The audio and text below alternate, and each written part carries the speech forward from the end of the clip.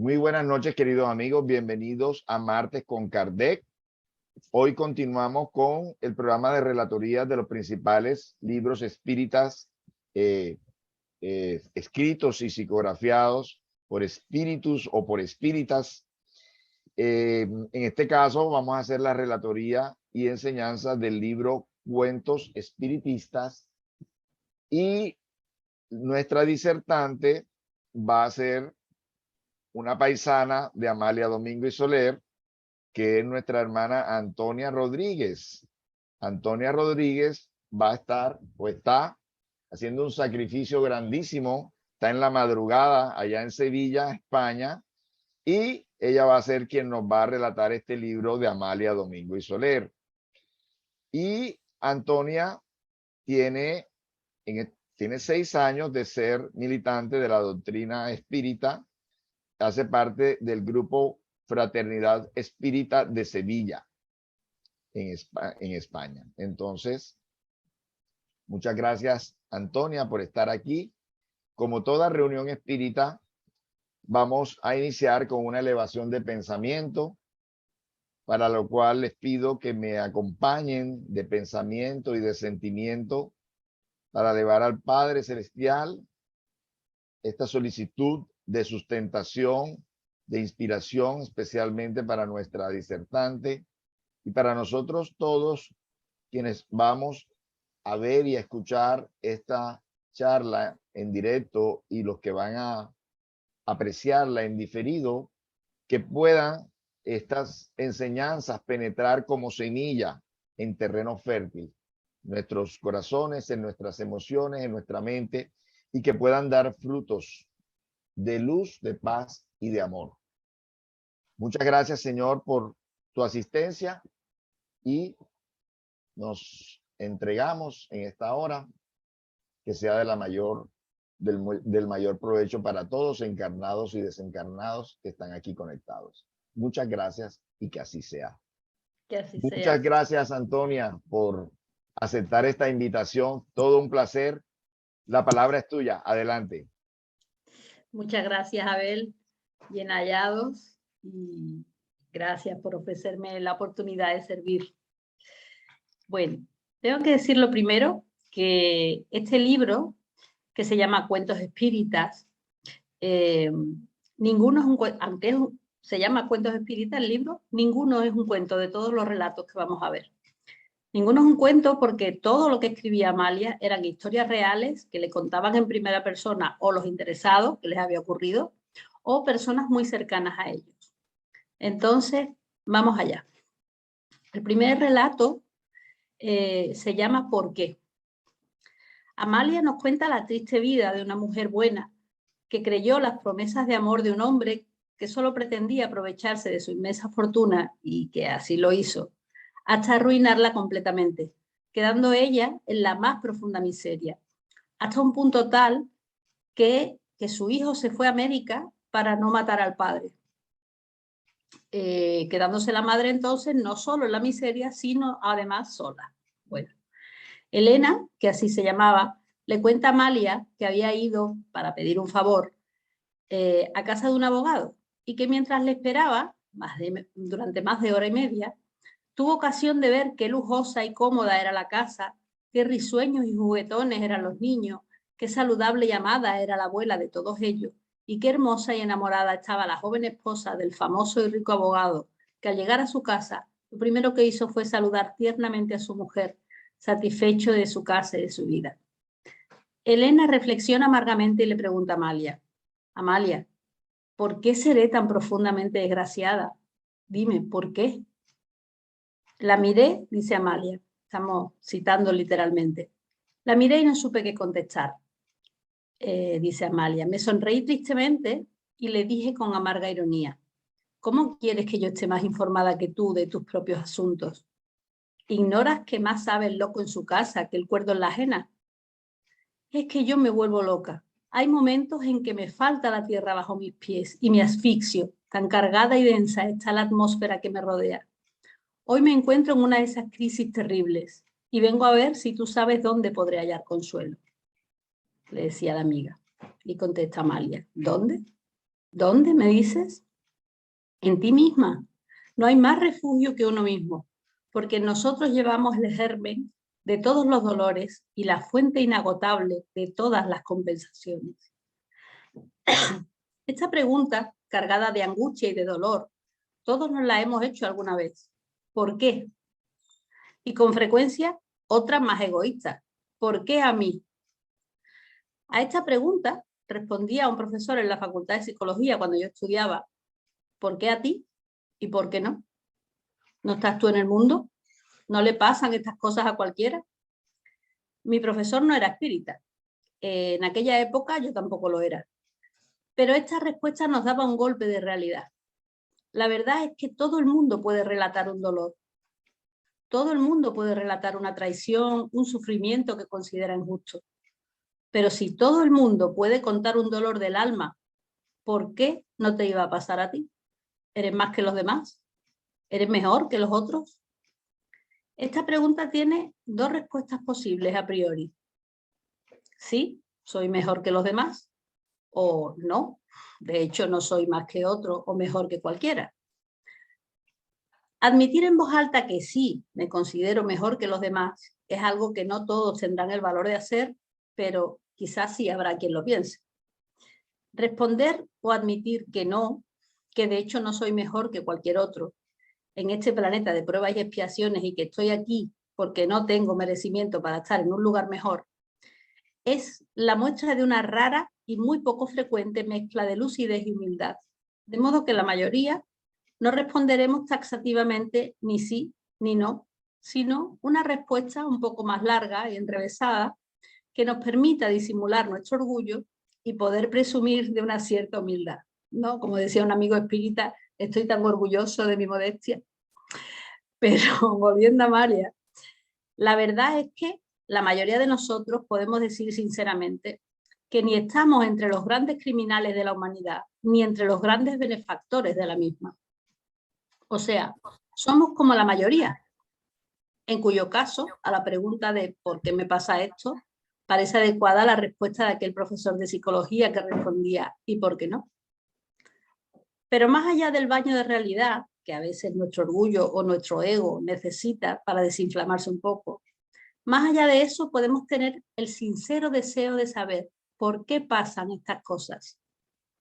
Esta ya es una pregunta científica, una pregunta que busca las causas del problema, lo que es un paso ineludible para solucionarlo. Desde el punto de vista espírita, una respuesta podría ser algo como, pues no estamos en un planeta de pruebas y expiaciones, que esperaban, ¿no? Sin embargo, Amalia nos ilumina un poco más y nos dice, no hay más refugio que uno mismo, porque nosotros llevamos el germen de todos los dolores y la fuente inagotable de todas las compensaciones. El germen de todos los dolores tiene que ver con que las dificultades de hoy responden a nuestras malas decisiones de ayer. En el caso de esta mujer, que pregunta angustiada a Amalia el porqué de su tragedia y dolor, ella misma nos cuenta que, abro comillas ahora, porque voy a citar literalmente, decía, ante su insistencia, yo, por compasión, creyendo en mi inocencia, que de verdad Augusto sin mi cariño no podría vivir, le di mi mano y a medias mi corazón. Cierro comillas. Bueno, tenemos aquí que el dolor de hoy no solo se explica en las deudas de vidas pasadas, sino que la mayoría son consecuencias de nuestras decisiones en esta vida. La protagonista del relato admite que no estaba enamorada, sino que creyó ingenuamente que era verdad lo que el otro le decía de que no podía vivir sin ella y que aceptó casarse con él por compasión. Esto le pasa a muchas personas que van de salvadoras por la vida y luego se ven devoradas por la fiera a la que iban a salvar. Si no estaba enamorada, casarse con él fue una mentira, igual que la que él le dijo de sin ti me muero. Tengamos presente que no todo lo que nos pasa proviene de una vida anterior. Pero Amalia no solo le dice que está en ella el germen de todos sus dolores, sino también que tiene en ella, cito literalmente, abro comillas, la fuente inagotable de todas las compensaciones, cierro comillas. ¿Qué es esto? ¿Cuál es esa fuente? En el caso que nos ocupa, ella podría desarrollar la aceptación, lo que le haría su adversidad más llevadera, y también, mientras tanto, tiene a su alcance la maravillosa herramienta de la oración. No tiene sentido pedir que nos borren los problemas. Nuestros problemas son, cada uno de ellos, una oportunidad para adquirir una nueva cualidad. Así que no nos van a borrar el problema, pero sí pueden darnos ánimos para seguir adelante, fuerza para soportarlo sin endeudarnos más, y también lucidez para saber cómo salir de ahí, si es posible. Y a eso se refiere Amalia cuando dice: en nosotros llevamos el germen de todos los dolores y la fuente inagotable de todas las compensaciones. Bueno, vamos a ver el siguiente cuento. Se llama Se fueron. En este relato, Amalia nos cuenta la breve historia de dos niños gemelos que murieron al poco de cumplir un añito y con pocos días de diferencia el uno del otro. Ambos recibieron los mismos cuidados y las mismas atenciones de sus padres. Ambos contrajeron la misma enfermedad que se los llevó de esta tierra. Cuando le comunicaron la muerte de uno de ellos a Amalia, nos cuenta, abro comillas para citarla literalmente, dice Amalia: corrí a la casa. Nunca he visto un ángel más risueño en los altares de la iglesia que aquel muerto. Su rostro, pálido como el marfil, estaba animado por una especie de sonrisa indefinible. Nada más dulce que su semblante. Su boquita estaba cerrada, sus ojos también. Aquella carita manifestaba los luminosos fulgores de un alma cuya breve permanencia en la tierra no la había hecho contraer nuevas responsabilidades. Era un ángel. 2 o 3 días después murió el otro niño, atacado de la misma dolencia que el primero.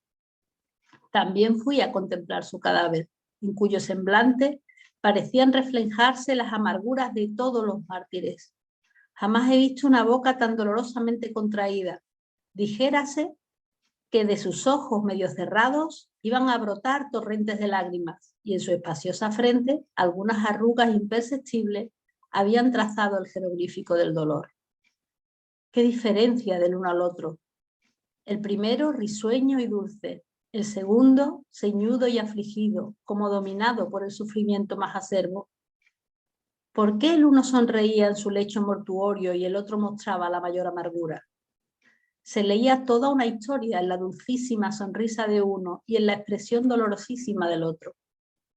El uno despertó en el espacio y encontró indudablemente brazos amantes que le recibieron amorosos. El otro se encontraría completamente solo, o tal vez rodeado de sombras amenazadoras, porque hay que estar temblando de espanto para dejar el cuerpo en la última sacudida contraído por el dolor. ¿Por qué vinieron juntos? ¿Qué pacto hicieron? Un alma sencilla y risueña y un espíritu combatido por la contrariedad. ¿Se amaban? ¿Los unió la ley del progreso para que el más desdichado comenzara a sentir el suave calor de la vida? ¿Quién sabe? ¿Su breve existencia fue el saldo de una pequeña cuenta que aún tenían pendiente? Para el uno tal vez, para el otro no, porque se fue de este mundo triste y abatido. En este relato, Amalia reflexiona sobre lo diferente que es la vuelta al hogar espiritual para un espíritu elevado o para uno menos feliz. El motivo no podemos saberlo, porque cada caso es un caso, pero a veces la muerte es un regalo. Puede que el más risueño, como sugiere Amalia, tuviera aún una pequeñísima cuenta pendiente que completó junto a quien había querido acompañar como hermano. Tener cerca a un espíritu más elevado que nosotros siempre nos llena de serenidad, y eso nos da fuerza para seguir adelante en los momentos más difíciles. Quizás el menos afortunado no tuvo fuerzas para seguir sin su hermano, cuya sola presencia ya era un estímulo a la vida. Esperamos que, ya de vuelta a la patria espiritual, el más sufriente encontrara en la convalescencia espiritual las fuerzas para afrontar las nuevas encarnaciones que sin duda aún necesitaba. Decía antes que a veces la muerte es un regalo, y es porque atravesar toda una existencia corporal con las secuelas de una enfermedad grave, o escuchando siempre el dolor de los demás por el que se fue, en lugar de la alegría por el que se ha quedado, es también muy duro. Y mientras tanto nosotros tengamos cuidado de no caer en eso tan común, en algunos espíritas, de juzgar y sentenciar a los demás diciendo algo del tipo, claro, habrá sido un ser despreciable y por eso sufrió tanto. Cuidado con esta actitud, que es muy poco caritativa, y cuidado sobre todo porque con la vara que midiereis seréis medidos. Si no nos apiadamos del que sufre, ¿con qué derecho vamos a esperar piedad cuando la necesitemos? ¿O es que acaso creemos que no necesitaremos de piedad cuando se revisen nuestras acciones? Bueno, vamos a pasar al siguiente cuento. El siguiente cuento que vamos a ver se llama Lo más horrible. En este cuento Amalia nos cuenta la historia de su amiga Luisa, atacada de un cáncer de estómago. Hay que tener en cuenta que a finales del siglo XIX, que es cuando se escribe esto, esa era una enfermedad que cursaba entre grandes dolores y que rodeaba al enfermo de un olor putrefacto que no se quitaba con nada y que impregnaba toda la habitación. Luisa era una buena mujer que todos consideraban una buena hija, que había sacrificado su juventud cuidando a sus mayores, una buena madre y una buena esposa, a decir de su marido y sus hijos, y cuyos vecinos siempre habían podido acudir a ella cuando la habían necesitado. Y dice Amalia, abro comillas, ¿por qué para terminar sus días ha de sufrir una enfermedad espantosa, que sea su desesperación y la de los que la rodean, mientras que muchos miserables criminales gozan de una salud envidiable y mueren tranquilos y sin dolores? Esto mismo se preguntaba también Luisa, que comentó con Amalia que siendo sus dolores terribles, aún más que la enfermedad, le dolían en el alma esas preguntas, ¿no? ¿Qué he hecho yo para merecer esto? Y Amalia le dice, te comprendo, también me he sentido la persona más desgraciada del mundo cuando no conocía aún el espiritismo. ¿Por qué no tratas de estudiar algo las obras filosóficas que tanto te he recomendado y en las que yo encontré las más consoladoras respuestas? Si tú no quieres leerlas, no faltará quien te las lea. Ah, es que yo no quiero tampoco acariciar tus convicciones y esperanzas, dice la enferma. Saber que he vivido ayer me horroriza. Si, como te he oído decir muchas veces, el presente responde al pasado, el fin tan doloroso que se me prepara me indica que no habré sido muy buena anteriormente, y me humilla y me subleva a la vez pensar que he cruzado malos senderos, y quién sabe si habré cometido crímenes. Tú dirás lo que quieras, pero encuentro preferible mi desesperación, creyéndome impecable y víctima de una justicia incomprensible, a resignarme con la certeza de haber delinquido. Fijaos lo que dice esta mujer, encuentro preferible mi desesperación creyéndome impecable y creyéndome víctima de una justicia incomprensible, a resignarme con la certeza de haber delinquido. Y le contesta Amalia, ahora sí que te compadezco más que nunca, mi querida Luisa, porque el orgullo te domina, porque el amor propio te ciega, porque pretendes ser superior a todos los seres creados. ¿Te acuerdas de lo que dijo Jesús a los que acusaron a la mujer adúltera? Que el que estuviese sin pecado arrojase la primera piedra, y nadie la apedreó. Jesús comprendía que la humanidad era frágil. ¿Por qué te empeñas en creerte superior a los demás, si esa creencia ni te sirve de consuelo ni te explica el porqué de tu sufrimiento? Créeme, Luisa, dice Amalia, es una insensatez privarse uno voluntariamente del don de la vista. Y eso hace el que prefiere el desconocimiento total de la vida a la explicación racional de las causas que dan lugar a sus sufrimientos. Nada me contestó Luisa, pero cerró los ojos dándome a entender con esto que prefería su ceguera. Salí de aquella tumba tristemente impresionada, convencida de que peor que las dolencias del cuerpo es la ceguera del espíritu. Ay de aquellos que prefieren las tinieblas de su orgullo a la espléndida luz de la verdad. Esto que, cierro comillas aquí, esto que le pasaba a Luisa también lo podemos ver en nosotros. Recuerdo a una persona que asistía a clases en mi centro espírita y constantemente decía, ¿y si los espíritus inferiores solo se te acercan por afinidad y yo soy tan buena, cómo es que los tengo conmigo?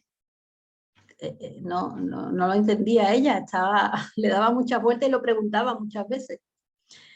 Yo no sabía cómo contestarle de una manera amorosa y lo único que se me venía a la cabeza era: la primera parte de tu argumento es cierta. O sea, ella decía, si los espíritus inferiores solo se te acercan por afinidad, ok, pues la primera, eso es cierto. Pero nunca se lo decía para no herirla, ¿no? Siempre es más fácil ver la paja en el ojo ajeno que la viga en el propio. Por eso, cuando nos sintamos desdichados de manera injustificable, acordémonos de que tenemos por delante una magnífica oportunidad para examinar nuestro nivel de orgullo. Bueno, vamos a ver el siguiente cuento. La siguiente narración de Amalia se llama Una santa. Nos cuenta Amalia la historia de María, una mujer cuyo marido se volvió loco y tuvo que ser internado en el manicomio por ser peligroso para él y para ella y para los demás. En su delirio la llamaba madre y los psiquiatras le dijeron que no le contrariara y que se comportara como una madre con él. Y él, viendo sus cuidados, le decía: madre, qué buena eres. Viendo la mejoría, los doctores le dejaron volver a casa, porque antes lo habían ingresado en el psiquiátrico porque era un loco peligroso. Como mejoraba, pues lo dejaron volver a casa. Pero en una de sus crisis empuñó un cuchillo contra su esposa y ella le dijo: ¿serás capaz de matar a tu madre? A lo que él le contestó: huye, huye, porque hay una fuerza en mí que me impulsa a aniquilarte, y si no huyes no respondo de mí. Ella huyó, salvó la vida, y él fue internado definitivamente en este caso. María dedicó el resto de su vida a esperarlo, en la esperanza de que pudiera volver a mejorarse y pudiera volver a salir del psiquiátrico, y se dedicaba a esperarle y a orar por él. Amalia reflexiona que ella sí es una verdadera santa y no las que están en los altares. Es muy probable que ella hubiera sido su madre en alguna vida anterior y él la reconocía así en su locura. Pero también es evidente la acción del obsesor cuando él dice, abro comillas, conozco una fuerza superior a mi voluntad que me impulsa a destruirte.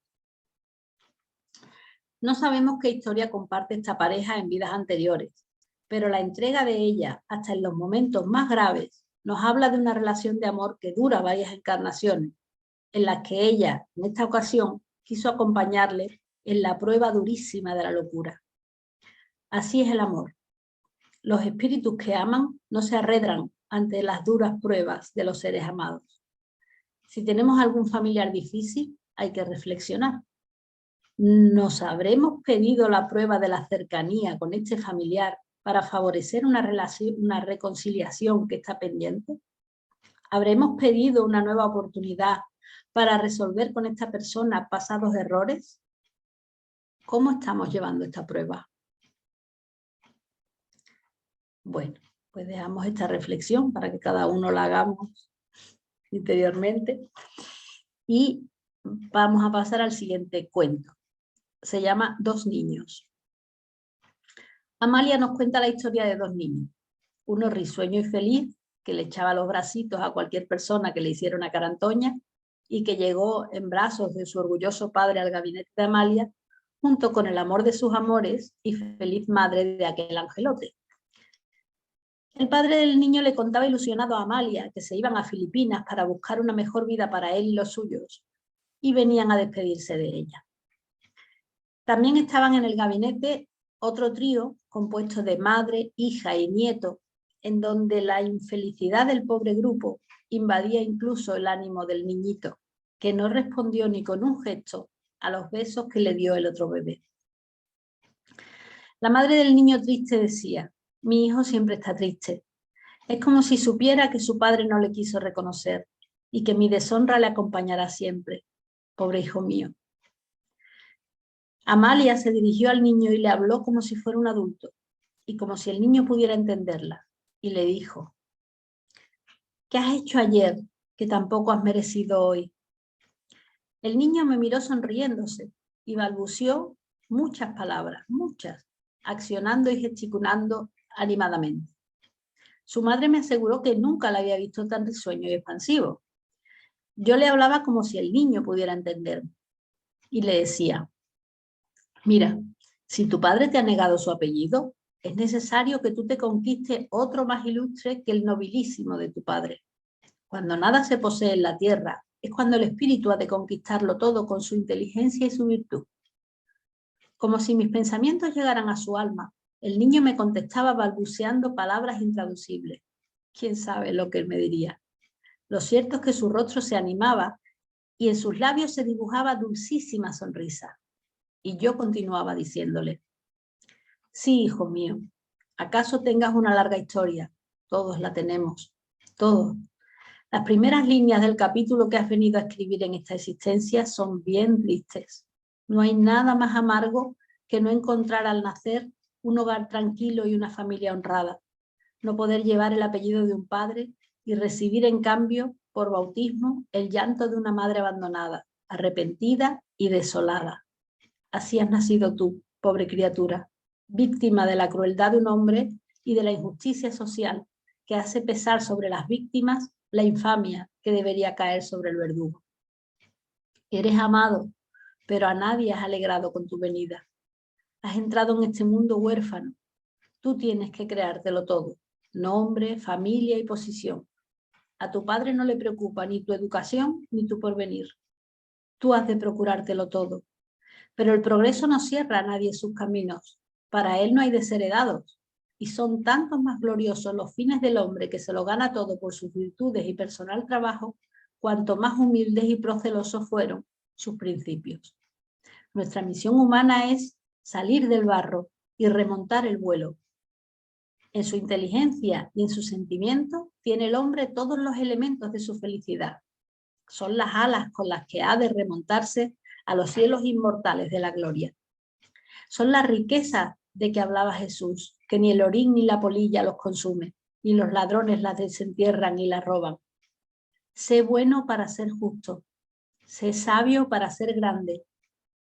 El niño me miraba y a intervalos me interrumpía con su lenguaje de balbuceos, y yo continuaba con el mayor entusiasmo, como si el inocente niño pudiera comprenderme. Cierro aquí comillas para acabar la cita literal de Amalia. Aquí vemos cómo el espíritu es milenario, cómo aunque habite en el cuerpo de un bebé, él es adulto.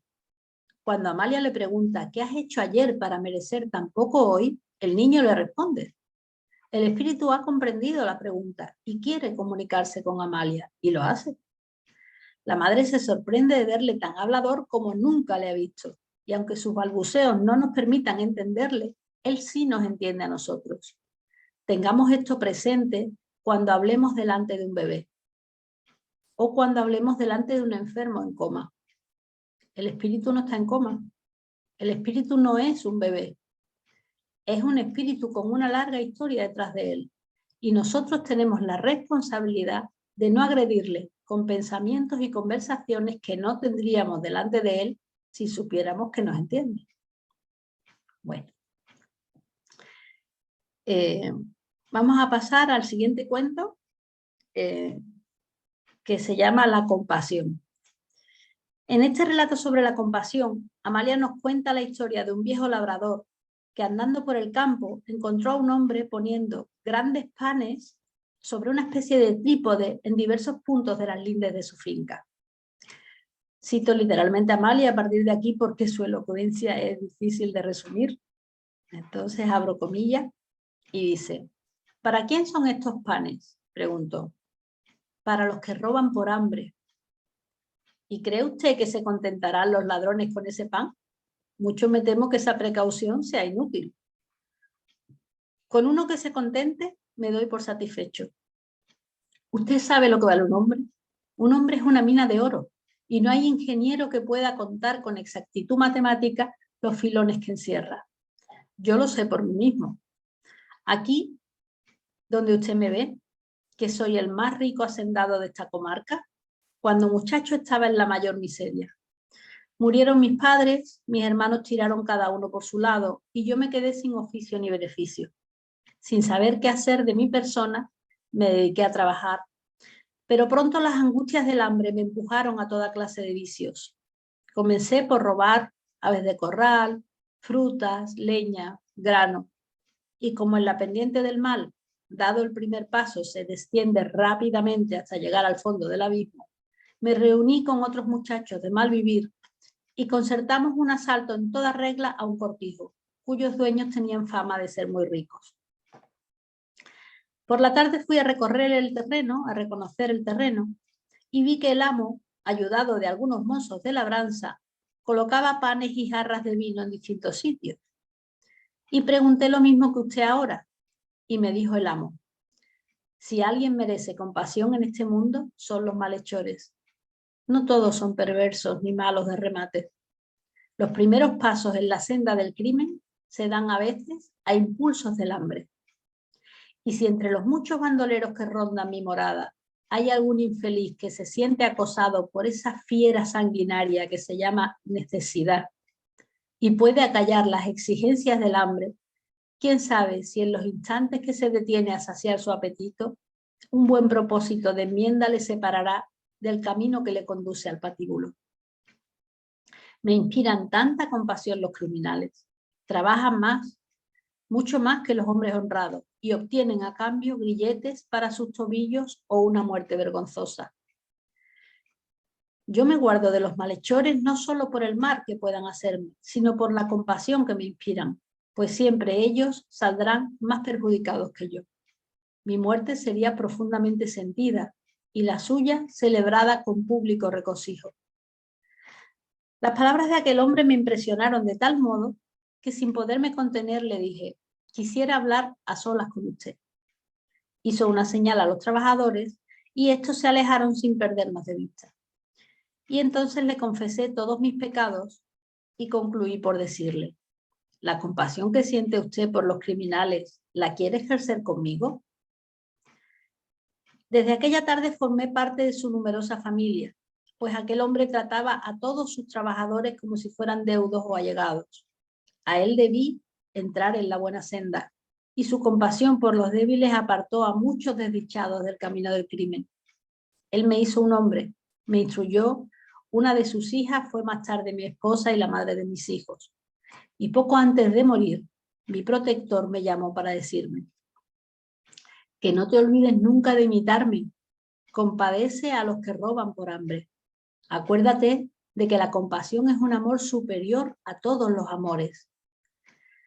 Las palabras del anciano labrador se grabaron en mi mente con caracteres indelebles, y desde entonces, estudiando la naturaleza de ese sentimiento que se llama compasión, he podido convencerme de que compadecer es amar. Amar con el amor más desinteresado. Compasión, tú eres la providencia de los débiles. Bendita, bendita seas, compasión. Yo te rindo culto con toda la efusión de mi alma, y compadeciendo a todos los que sufren, creo que elevo al cielo mis más fervorosas plegarias. Bueno, de este cuento, cierro aquí comillas, de este cuento no voy a hacer ningún comentario porque creo que se explica por sí solo. Tener un gesto amable con los demás a veces tiene para el otro un significado que de verdad puede cambiar su vida. Vamos al siguiente cuento. Se llama Preferencias. Amalia nos cuenta una anécdota de su vida privada cuando ella era niña. Y dice, abre comillas: recuerdo a una pobre niña de 9 años, dice Amalia, pálida y enfermiza, con una camisita de un blanco ceniciento y un refajillo de bayeta que complementaba su mísero atavío. Sin medias ni zapatos, llevaba los pies sucios y ensangrentados, y la infeliz se los contemplaba a menudo, sin duda porque se hallaba rodeada de muchísimas niñas lujosamente vestidas. Una de estas era yo. No recuerdo qué título de Castilla había costeado una función religiosa, habiendo invitado a las directoras de los mejores colegios de Sevilla, que fueron con todas sus alumnas.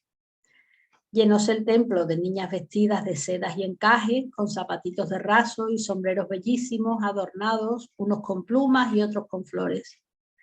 Y entre aquel enjambre de muñecas vivientes, tan vistosamente ataviadas, veíase a la pequeña pordiosera, de la cual todas las chicuelas huían con visible repugnancia, como temiendo contagiarse con su pobreza.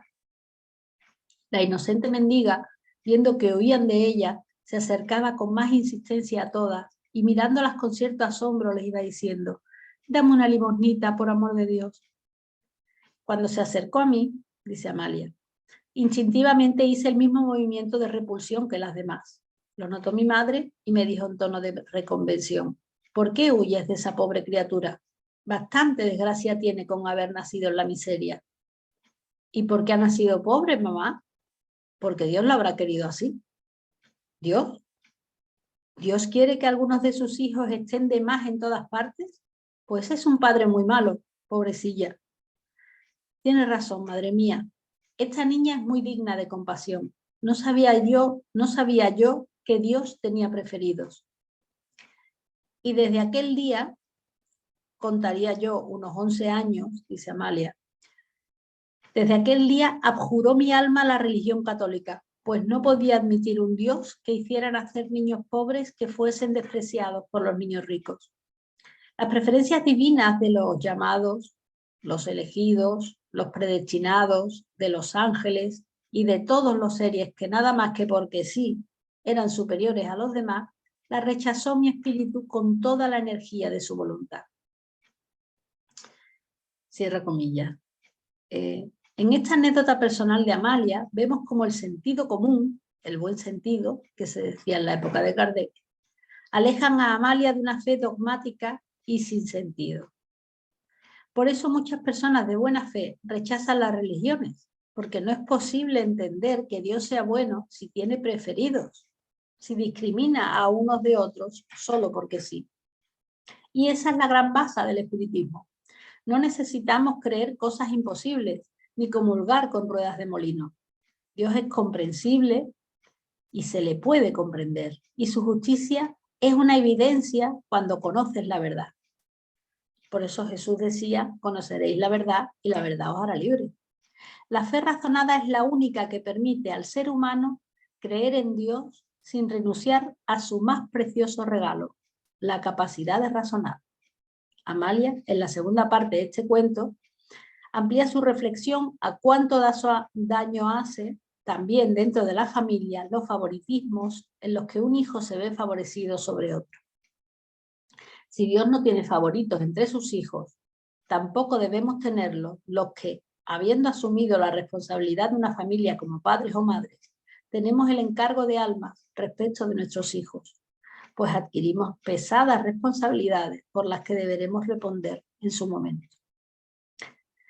Bueno, con vuestro permiso, vamos a ver el siguiente cuento, que se llama La voz de un ángel. En este cuento Amalia relata cómo un niño de 14 meses salva a su padre del suicidio. Eran una familia modesta y feliz hasta que el padre perdió el trabajo. Enseguida se acabaron los pocos ahorros y aunque el padre buscó desesperadamente y con ahínco la forma de mantener a su familia, no encontraba nada y la miseria le rodeaba. El padre, en su desesperación, pensó que si se mataba, dejaría viuda a su joven y hermosa mujer, que podría encontrar otro marido que la mantuviera y atendiera a su hijo como Dios manda. Cuando ya no sabía qué más hacer para atender a su familia y el suicidio le parecía la única salida, estando ya en el balcón dispuesto a arrojarse por él, pensó: si es que Dios existe y oye la voz de los míseros mortales, Señor, ¿qué me dices? ¿Qué debo hacer? Contéstame, que bien necesita contestación el hombre que ya no sabe qué hacer más que morir. En aquel instante sentí como un rumor de alas rozando el suelo y acercándose. Volví la cabeza y vi a mi hijo que corría hacia mí, exclamando: «Papá, ¿qué haces?». Se abrazó a mis rodillas mirándome con una de esas miradas que iluminan todas las sombras del infortunio y penetran en lo más íntimo del alma. Me bajé, le cogí en brazos y le estreché contra mi pecho. Dios me había respondido por la boca de un ángel. En esta historia No perdamos de vista que el niño tenía 14 meses, 1 año y 2 meses. A estas edades, y más en la época de Amalia, en la que la estimulación infantil no existía, a estas edades poquísimos niños hablaban más allá de balbuceos, y los niños a esta edad suelen gatear y algunos andan vacilantes, pero el padre relata que el niño corría hacia él. Es muy común que los espíritus intervengan cuando es necesario a través de alguien que está cerca para impedir una tragedia. En este caso es evidente que el niño fue el intermedio por el cual los espíritus ayudaron al padre a desistir de semejante locura. Una compañera mía del centro espírita en el que me formé comentaba que en una ocasión, estando ella de visita en casa ajena, de repente se levantó de la mesa y se fue a una zona de la casa que ella desconocía y llegó justo a tiempo para coger en brazos al bebé de la familia que se estaba cayendo por la baranda de la primera planta. La casa tenía una altura bastante grande y es fácil que el bebé no hubiera sobrevivido a semejante caída. La mamá, otro caso es la mamá de una niña que conozco, me contó que estando en el parque, de momento vio como su hija empezó de repente a tirar muy lejos los juguetes de los niños con los que jugaba en el parque. La madre contaba que estaba sorprendida de que su hija tuviera fuerza suficiente como para lanzar tan lejos aquellos juguetes. Pero antes de recuperarse de su sorpresa y cuando todos los niños habían salido corriendo a por sus juguetes, cayó allí un árbol que los hubiera matado a todos ellos. Estas anécdotas no son casualidades ni es suerte. Es que los espíritus intervienen a través de cualquiera que esté en condiciones de escuchar y de seguir sus indicaciones. Estemos, por lo tanto, en condiciones de ser utilizados para el bien. Procuremos mantener nuestra alta sintonía de pensamiento. Procuremos afinizarnos con la espiritualidad superior, porque siempre podemos ser una herramienta en manos de los espíritus. Bueno, vamos a ver el siguiente cuento. Este cuento se llama Año Nuevo, Vida Nueva. En este relato Amalia nos cuenta la historia de Sor Rosario. Sor Rosario dirigía una institución para niños.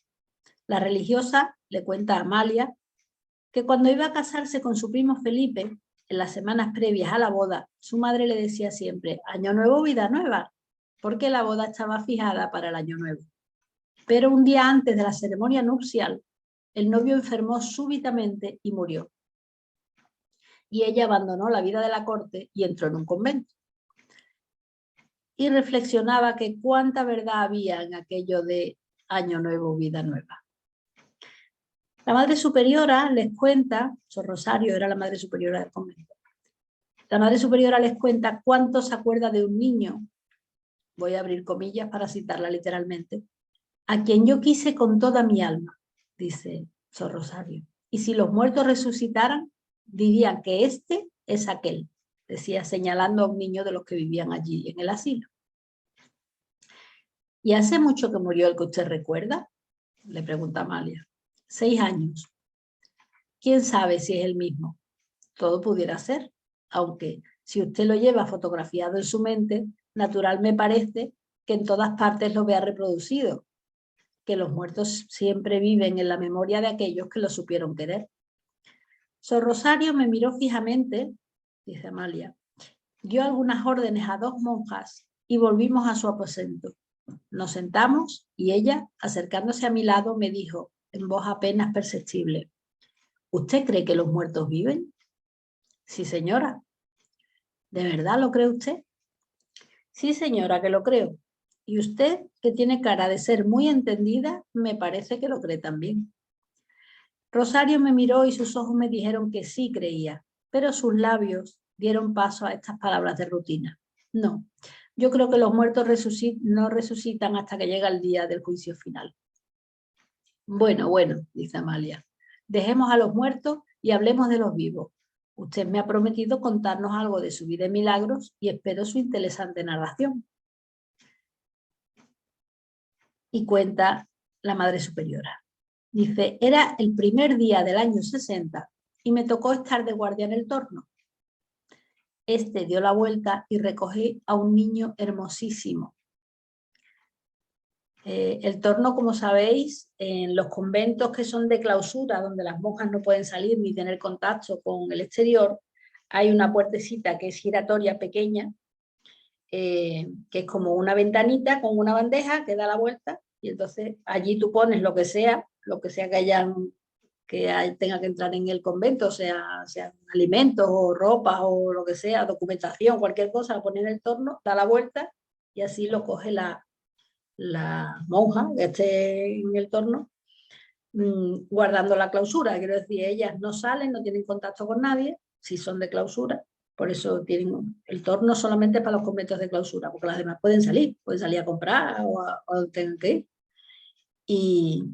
Y bueno, el torno es esto, es como una cosita giratoria, una bandeja grande, que da la vuelta para que puedan entrar y salir cosas del convento sin que las monjas tengan que tener contacto con el exterior. Bueno, pues dice, era el primer día del año 60 y me tocó estar de guardia en el torno, dice Sor Rosario.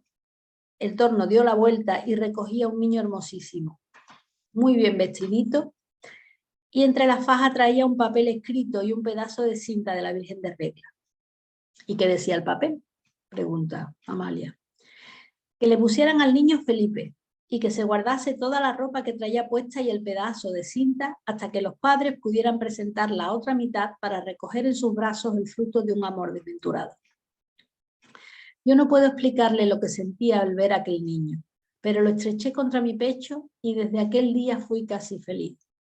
El pequeño Felipe llenó de santa alegría las horas de mi vida y durante 7 años no viví más que para él.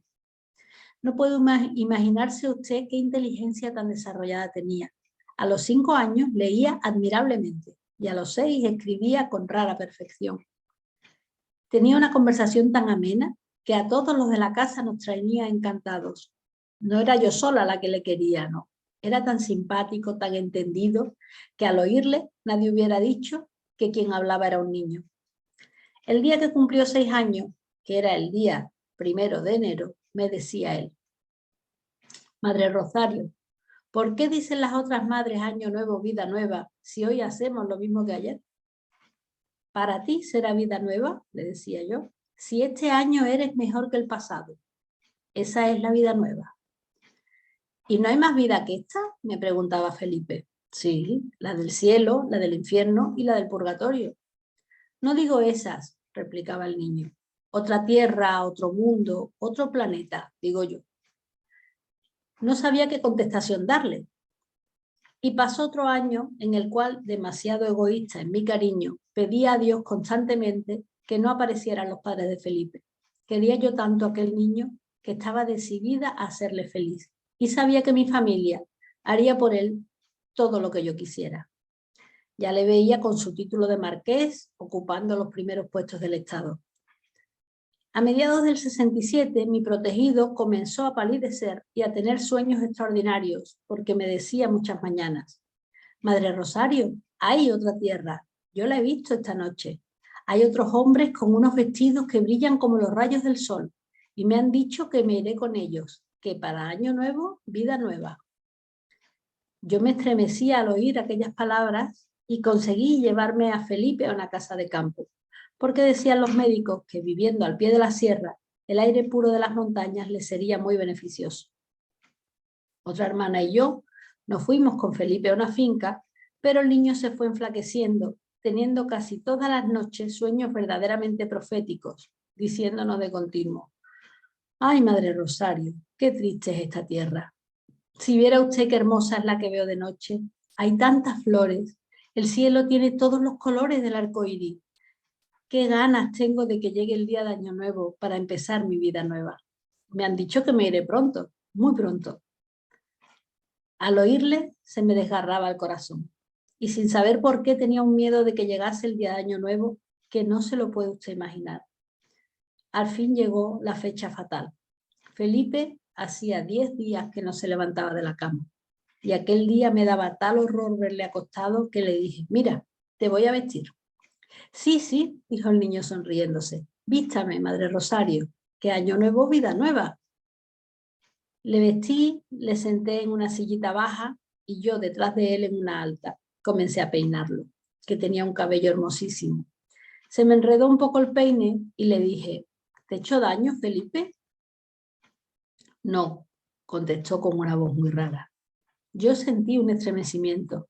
Encontré en la voz del niño un timbre tan especial que me incliné para mirarlo. Nunca he visto un semblante más hermoso. Estaba completamente transfigurado. No tenía su rostro la expresión habitual. Era un ángel resplandeciente de luz. Su mirada, fija en una ventana por la cual entraban los rayos del sol, parecía extasiarse en los horizontes del infinito. Tan encantado estaba, tan abstraído le vi, tan desprendido de los lazos materiales. Felipe, le grité aterrada, porque vi junto a él a una sombra diáfana. Felipe, no me dejes.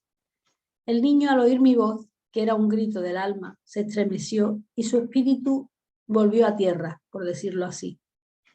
Me miró y me dijo con voz queda y muy apagada: no llores porque me cumplen la promesa. ¿No oyes lo que dicen? Que año nuevo, vida nueva. Y volvió a quedarse en éxtasis, murmurando de vez en cuando: vida nueva, vida nueva. Y se fue con los ángeles el ángel de mi vida. Y tuve entonces más sentimiento, muchísimo más, que con la muerte de mi primo Felipe. Yo no tenía consuelo, yo no podía vivir y creí volverme loca.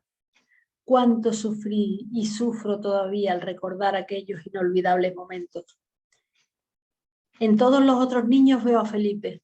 Me hago la ilusión que lo he de ver otra vez. ¿Y por qué me preguntaba usted si yo creía que los muertos viven?, dice Amalia. Porque me parece que por la noche oigo la voz de Felipe. Y como ya sé por mi sobrina que usted es espiritista, no sé por qué he creído que por medio de usted sabría si realmente Felipe está cerca de mí. Descuide usted, Rosario. A la primera ocasión que tengamos, preguntaremos por Felipe y le daremos cuenta de lo que hayamos obtenido. Y así fue. Un mes después, en un grupo familiar, preguntamos por aquel niño y se obtuvo la siguiente comunicación de los espíritus dirigida a Rosario. Abro comillas. Amor de mi alma, amor de toda mi vida, bendita seas tú, que velas el sueño de los enfermos y acoges a los niños huérfanos. Para ti también llegará el año nuevo y comenzarás la vida nueva. Un año más tarde, cierra comillas, esa es la comunicación del espíritu. Un año más tarde, la Madre Rosario había profesado el ideal espiritista y vivía en México, cumpliendo divinamente su misión de madre verdadera de familia.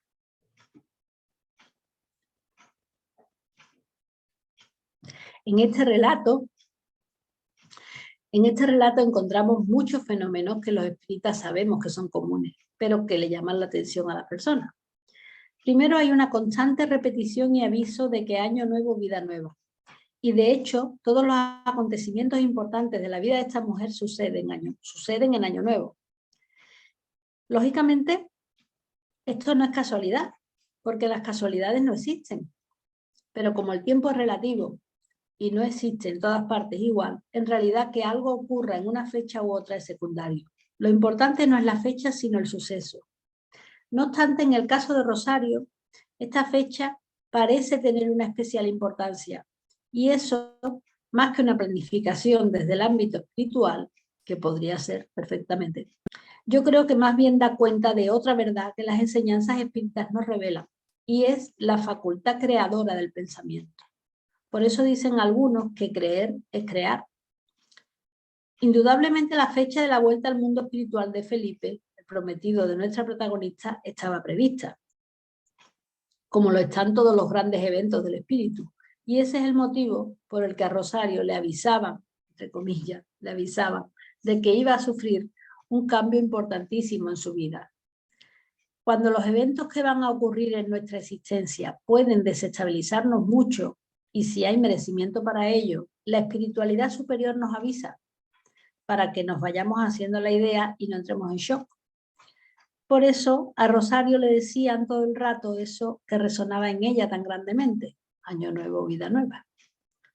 Otros eventos importantes que ocurrieron en esa fecha fueron, justo a ella y no a otra religiosa, le tocó estar en el torno el día que entregaron al bebé Felipe. Y el día de Año Nuevo fue también el día que el niño Felipe volvió al mundo espiritual. Todas estas casualidades entre comillas, tienen como objetivo el llamar la atención de los encarnados sobre el mundo espiritual. Mucha gente dice, yo no sé si Dios existe, pero ¿que hay algo? Algo hay.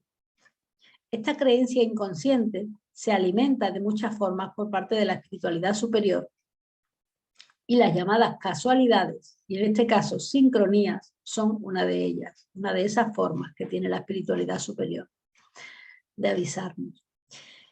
Pero también tiene este relato otras importantes enseñanzas. El niño, antes de enfermar, ya preguntaba si había otra vida en otros mundos.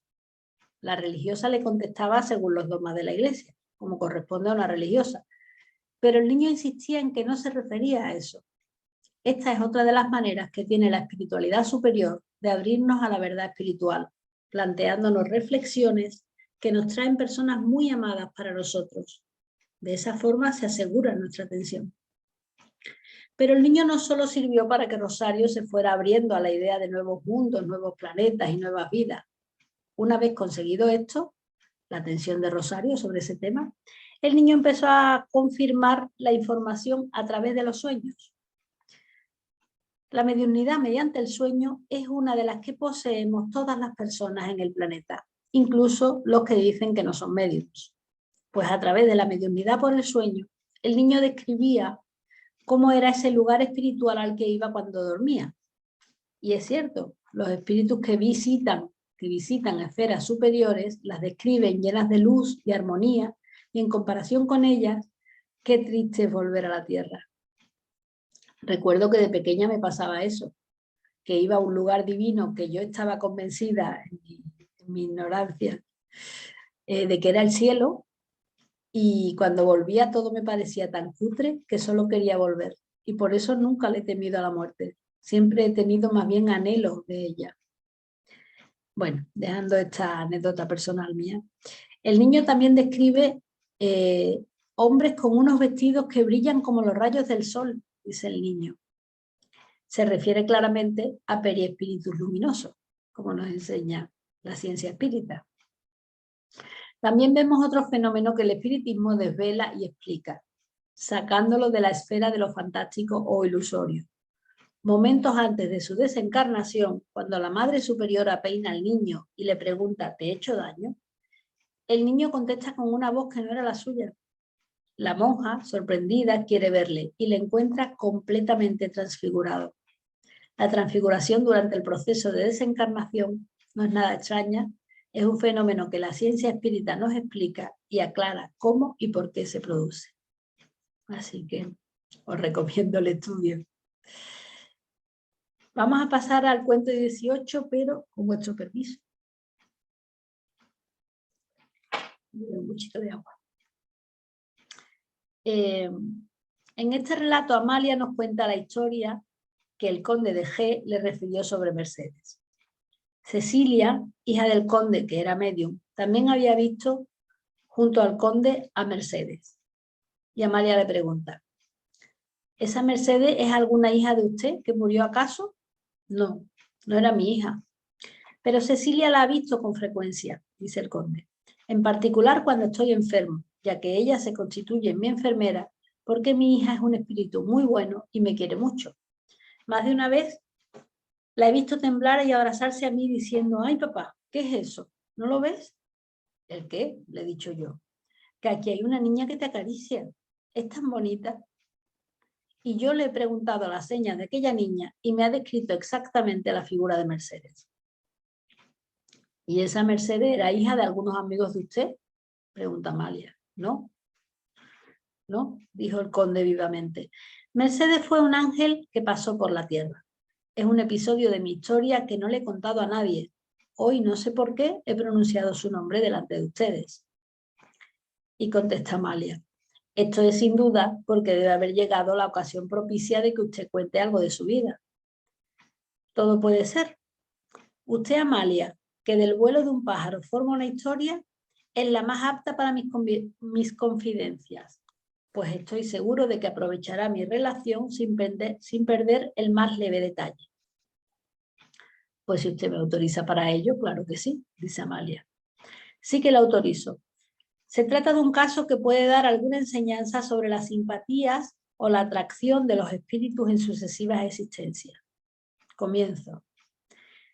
Me casé muy joven, dice el conde. Mi padre me arregló la novia, pero no encontré en mi esposa ese misterioso no sé qué que hace feliz a un hombre. Y ella creo que tampoco lo halló en mí. Nunca hemos tenido el más leve disgusto, pero jamás hemos sentido alegría al vernos ni dolor al separarnos. Dos hijas débiles y enfermizas vinieron a desunirnos más aún, porque su estado delicado hacía necesario que pasaran casi todo el año en el campo. Mi esposa las acompañaba y yo iba a verlas de tarde en tarde. Un verano que me encontraba solo en Madrid, con algunos amigos en el Café Oriental, vino un joven poeta muy entusiasmado diciéndonos: he oído cantar a una niña ciega que es una verdadera notabilidad. ¡Qué voz, qué sentimiento! Y sobre todo, qué manera de improvisar. Ya veréis, les he dicho que a las 11 vinieran a la calle de Preciado. Os digo que es digna de oírse aquella pobre cieguecita. Y salió volviendo a los pocos momentos, acompañado de un chico encorvado que tocaba una mala guitarra y de una muchacha de unos 14 años tipo andaluz y una niña que todo lo más contaría 12 abriles. Esta última, en cuanto la vi, me llamó vivamente la atención. Luego el conde hace una descripción tan detallada, me la salto porque es muy larga, una descripción tan detallada y primorosa de la cieguecita que más bien parecería que estaba hablando de su amada. Y dice, sobre sus ojos tenía puesta una venda color de rosa, que daba la vuelta a su cabeza y nada en ella revelaba a la mendiga de oficio. Al contrario, revelaba maneras aristocráticas y su porte era distinguido. Aquí tenéis a Pepa, dijo el poeta presentándonosla y añadiendo, canta la soleá de un modo admirable. A este chicuelo que se llama Antonio, buen muchacho que toca la guitarra, y a Mercedes, que improvisa y canta maravillosamente. Ya veréis, vais a oír. Efectivamente, Pepa cantó algunas coplas bastante bien, y luego Mercedes comenzó su canto de un modo tan dulce, tan exquisito, que hizo apresurar los latidos de mi corazón, dice el conde. Su voz me llegaba al alma y llenábame de encanto celestial. Todos aplaudimos y todos dijeron, esta criatura es una notabilidad, es un crimen que cante por la calle. Solo yo enmudecí y no dije nada. Sentía tantas cosas, sentía demasiado. Y el poeta me dijo, conde, ¿no dices nada? ¿No te gusta? Sí que me gusta, contesté. Mercedes, al oír mi voz, se acercó a mí y las 2 horas que estuvo en el café no se apartó de mi lado. La hice sentar, tomó lo que quiso, improvisó de nuevo y tanto nos entusiasmó a todos que la citamos para la tarde siguiente en casa de un escritor. Allí fue Mercedes con Pepa y Antonio y varios poetas hicieron improvisar a la niña sobre varios temas y en diferentes métricas, dejándolos a todos absortos. Yo cada vez estaba más encantado con Mercedes y ella prefería mi compañía a la de todos. Al oír mi voz, decíame con dulce acento, quiero estar donde estás tú. Quisimos saber quién era aquella niña y Pepa nos contó lo siguiente. Mercedes no sabemos de quién es hija. Se la llevaron a mi madre para que la criara. Durante algún tiempo, cada 6 meses, una señora venía, hablaba con mi madre y le daba mucho dinero, recomendando el cuidado de Mercedes. Hace 4 años que la misteriosa señora no va a ver a mi madre. Los recursos se agotaron y mi madre nos hace salir a cantar por la calle. Mercedes, además de ser ciega de nacimiento, según dicen, padece de dolores de los ojos. Por eso siempre lleva una venda, porque preservándolos del frío le duelen menos. Al día siguiente fui a hablar con la madre de Pepa y me dijo que Antonio había dicho la verdad. Prometí protegerles y le prohibí que salieran a cantar por la calle. Mercedes se alegró mucho y más contenta se puso aún cuando con Pepa y Antonio la hice ir a mi casa a pasear por el jardín. Nunca olvidaré aquella época de mi vida. Todas las tardes, durante 3 meses, esperé con afán a que sonaran las 4 de la tarde, en que llegaba Mercedes con Antonio. Qué tardes en el jardín. Nos sentábamos a orilla de un estanque los tres y hablábamos. Mercedes contaba sus penas y su tristeza por no hallar a su madre. De pronto se sonreía y me decía con voz acariciadora: escucha. Y comenzaba a improvisar y a cantar. Antonio se sentaba a sus pies y así pasábamos las horas felices. Se iban y al separarme de Mercedes sentía yo siempre una infinita tristeza. ¿Por qué? No me lo explicaba. Por último, una mañana recibí carta de mi esposa diciéndome que inmediatamente volara a su lado, que estaba muriendo mi hija Clotilde. Volví a la vida real. Sentí un dolor desconocido, luchando con diversas emociones. Sin saber por qué, nunca le había dicho nada de mi estado a Mercedes. La dejaba cantar como los pájaros y yo enmudecía. Pero aquella tarde, cuando llegó, le dije con voz balbuciente: tengo que marchar esta misma noche. ¿Por qué?, me dijo Mercedes angustiada. Porque me ha escrito mi esposa diciéndome que una de mis hijas se está muriendo. Decir yo estas palabras y caer Mercedes muerta fue todo uno. Renuncio a pintar la confusión, la turbación que se apoderó de mí, desgarrándoseme el pecho al ver la violenta desesperación del pobre Antonio, que me decía: tú la has matado, tú la has matado. Vinieron médicos, se le hizo la autopsia y declararon que había muerto de una hipertrofia del corazón. La hice enterrar en mi panteón y cuando entonces no me volví loco, no me volveré nunca. Son emociones estas más para sentirlas que para explicarlas. Antonio, el pobre, murió luego de pena, y a Pepa y a su madre no las vimos más. Yo me entregué al estudio del espiritismo en un viaje que hice a Francia, y desde entonces me explico lo que sentí por Mercedes, cuyo espíritu se comunica conmigo de vez en cuando. Ella es la que me inspira sabios sentimientos. Dice que hace siglos ella y yo venimos pagando grandes deudas. ¿Y Antonio se ha comunicado con usted? Perdón. Mercedes me habla a veces de él. Por ella he sabido que murió de pena, pobrecillo. Es un espíritu muy agradecido. ¿Quién había de pensar que era usted tan entendido espiritista?, dice Amalia. Sí, Amalia, sí. Al espiritismo le debo la vida, porque le debo el darme cuenta de mis sensaciones. Por él me comunico con Mercedes. Cecilia en aquel momento se acercó a nosotros y el conde se levantó diciendo: adiós, Amalia, mañana le traeré a usted algunas notas. Y al día siguiente me entregó el conde una colección de comunicaciones de Mercedes, en las cuales se sentía palpitar un mundo de sentimientos, de poesía y de amor. Cerramos comillas. La historia de estos dos espíritus que se reconocen es frecuente. No importa lo lejos que encarnen un espíritu de otro. Los vínculos del amor son irrompibles y solo pueden crecer una vez que surgen. Por eso la niña ciega, en cuanto escuchó la voz del conde, lo reconoció y se apegó a él. Por eso él sintió tal fascinación por ella y se dedicó a protegerla desde que la conoció. Y por eso Mercedes continuó a su lado, especialmente cuando le enferma. Tal como dice la propia Mercedes, desde hace varios siglos ambos vienen pagando grandes deudas. Pero me da la impresión de que ella con su ceguera y él con su generosidad han pagado en esa existencia lo suficiente como para disfrutar en la próxima de la cercanía del amor.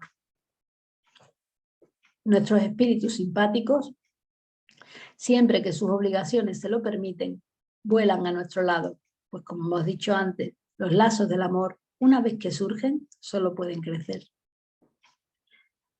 Bueno, vamos a pasar al siguiente cuento, que se llama Los colores. Este cuento es mi favorito y no lo he resumido apenas para que podáis disfrutarlo tal cual. Todos los otros relatos que estamos contando, aunque cito textualmente partes importantes del texto, pero también hay muchas que las quito porque Amalia tiene este verbo florido que está bien para disfrutarlo, pero que alargaría mucho las lecturas. Entonces, todos los que hemos visto hasta ahora en realidad están resumidos, pero este lo voy a dejar tal cual.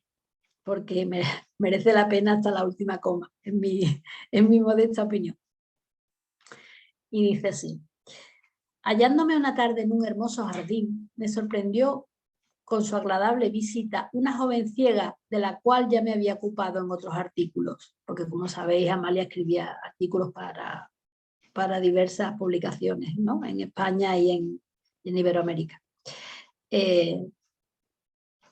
Dice, la agradable de una joven ciega de la cual ya me había ocupado en otros artículos, porque desde que la conocí me fue muy simpática. Es Milagros, que cuenta 16 primaveras. Su vida es ahora la misma que en años anteriores. Vive en la sombra, escuchando los lamentos o las imprecaciones de su padre, que hace más de 10 años que no puede moverse por sí solo y pasa el día sentado en una silla y oyendo a la vez las amargas quejas de su madre, débil y enferma a fuerza de privaciones y de trabajos superiores mucho a su endeble organismo, pareciendo poco menos que imposible que pueda resistir tantos sufrimientos. Sabido es que la miseria, en muchas ocasiones, hasta embrutece al individuo, porque éste no piensa más que en atender a las indispensables necesidades de la vida y se estrecha el círculo de sus relaciones, pues todo el mundo en general huye de los pobres,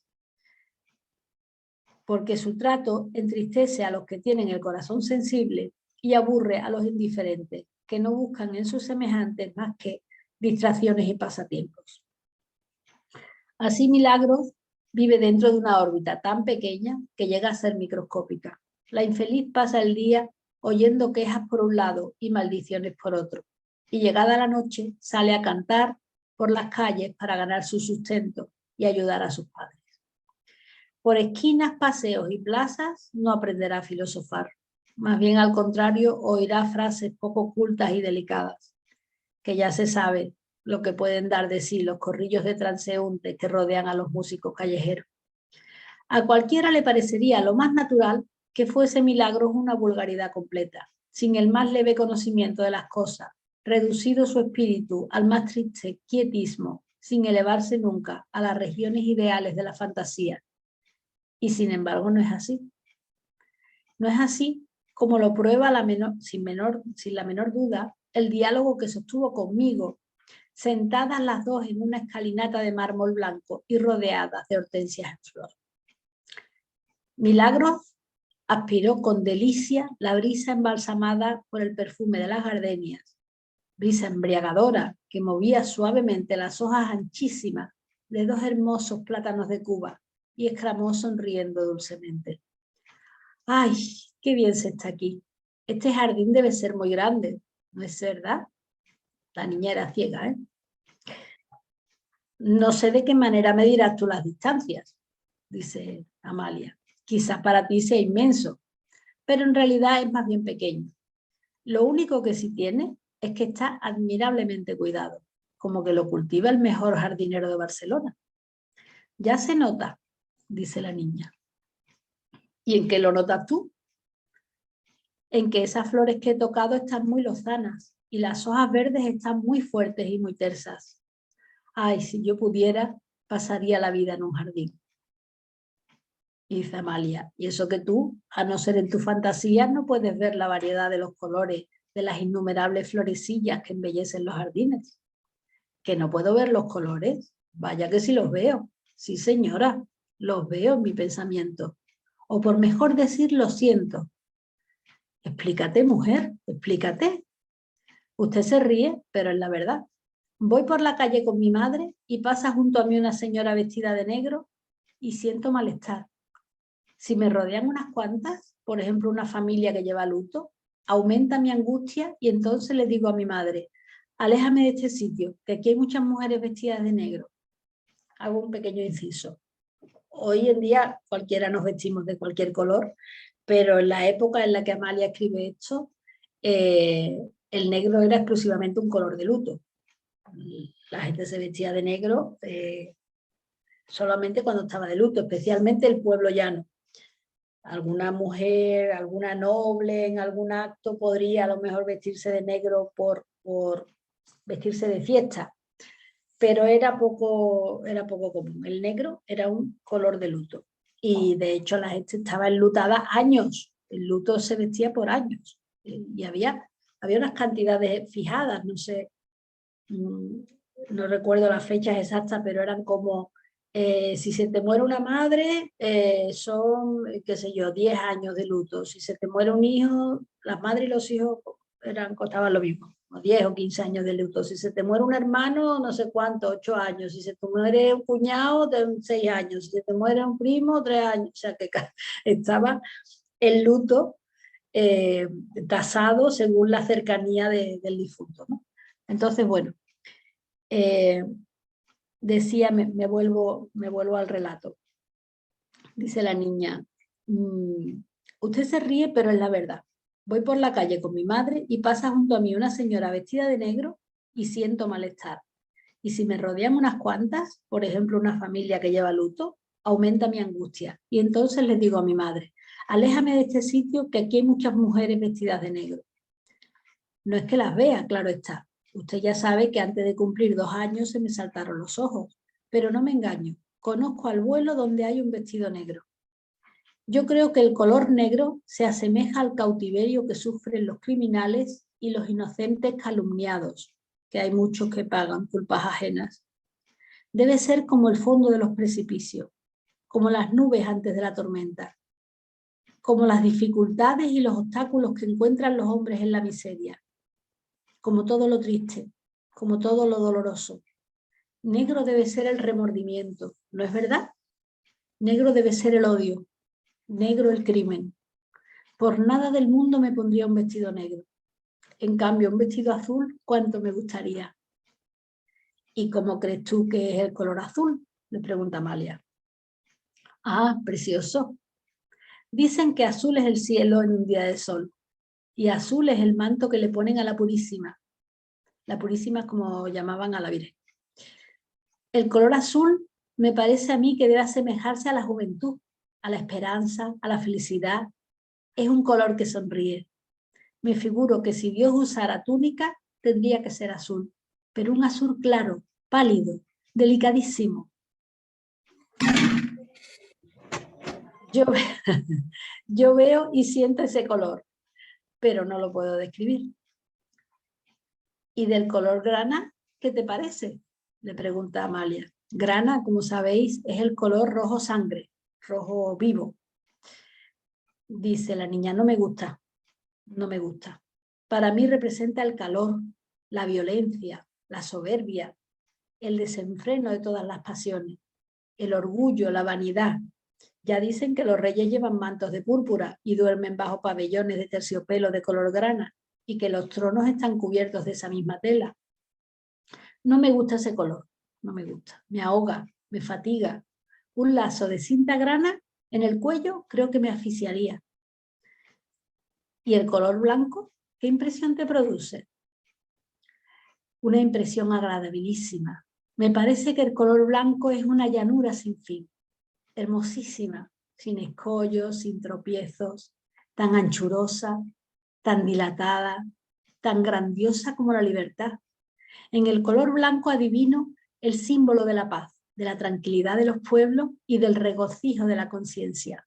Si yo fuera rica siempre iría vestida de blanco y en mi cuarto todo sería blanco como la nieve, imagen de pureza inmaculada.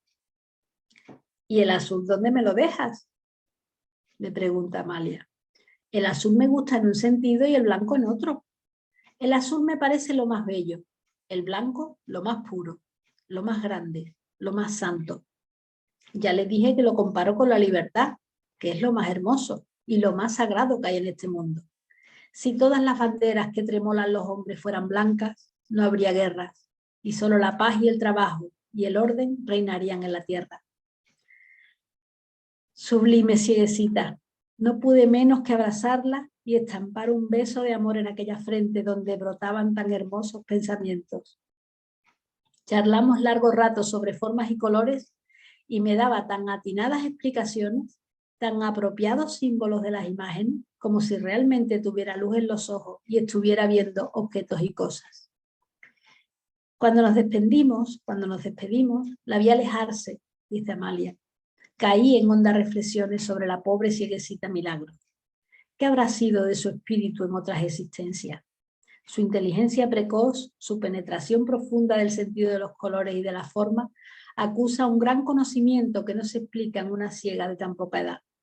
Y no obstante, habla con la seguridad y con la certeza de un sabio y de un filósofo consagrado al bien de la humanidad. Vive Milagros en un ambiente de tristezas, de miserias y de pesadumbres. No se puede vivir peor. Y sin embargo su pensamiento se eleva por encima de todo cuanto la rodea y se abstrae en la contemplación de la naturaleza y mentalmente delira por el bienestar de todos. Como si se olvidara de ella misma en un altruismo divino de humanitarismo excelso. ¿Qué mujer tan ilustrada sería Milagros si tuviera ojos con vista sana y pudiera leer libros? Analizaría la estructura de los cuerpos, la belleza de las formas, observaría el polen generador que encierra el corazón de una flor. Le encantaría el verdor de las praderas, su multitud de flores de diversos matices, difundidos por la luz que se irradia desde lo alto de los cielos y que alimenta aquellos colores con un soplo incorpóreo, el sol desde sus infinitos espacios. Cada vez que hablo con Milagros, siento que aletea cerca de mí un espíritu de grandes concesiones, un ser que lleva en sí mucha ciencia, muchas virtudes y sobre todo un inmenso amor por todo lo creado y por todas las criaturas. Bueno, este cuento nos habla, bueno, no es un cuento como he dicho al principio, es una historia real.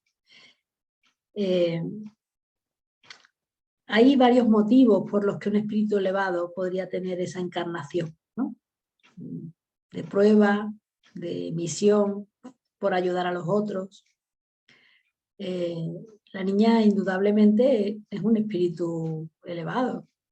Sin embargo, vive en unas circunstancias dramáticas, pero se sobrepone a ellas. Por encima de la miseria, por encima de la pobreza, por encima del dolor, el padre está, dice Amalia, está siempre gritando, insultando, soltando imprecaciones, la madre enferma.